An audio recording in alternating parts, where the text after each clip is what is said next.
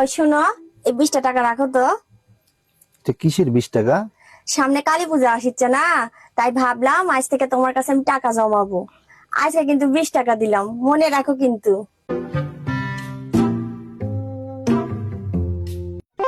এই যে এই জায়গাতে 1000 টাকা আছে, নাও। 1000 টাকা? তুমি ভুলে গেলে সেদিন আমি তোমাকে বললাম না তোমার কাছে আমি টাকা জমা রাখবো। ও, সেদিন কিন্তু তোমাকে 20 টাকা দিছি আর আজকে 1000 দিলাম, মনে রাখো কিন্তু।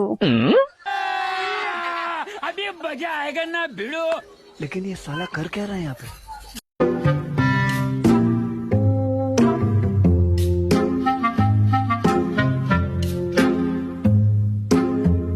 আর শোনো, আজকে এই 200 টাকা তোমার কাছে জমা রাখো।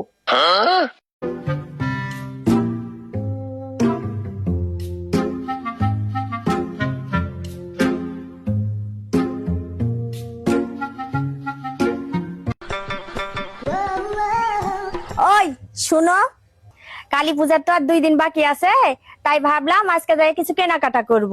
তোমার কাছে যে 20,200 টাকা জমা রাখিছি ওই টাকাটা দাও তো। 20,200 টাকা?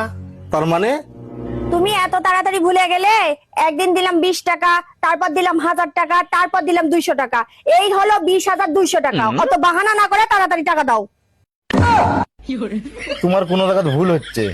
মোট 1220 টাকা তুমি আমাকে দিছো, ভালো করে হিসাব করে দেখো। ভালো করে আমার হিসাব করা আছে, তুমি আমাকে অঙ্ক শিখাতে আইছো না। আমি স্কুলের মধ্যে অঙ্কে ফার্স্ট ছাড়তেছিলাম, আর তুমি আমাকে অঙ্ক শিখাতে আইছো। ভালো করে করছে, আমাকে 20,200 টাকা দিয়ে দাও। এই শোনো, আমি 1220 টাকার উপর আমি 1 টাকাও দিতে পারবো না।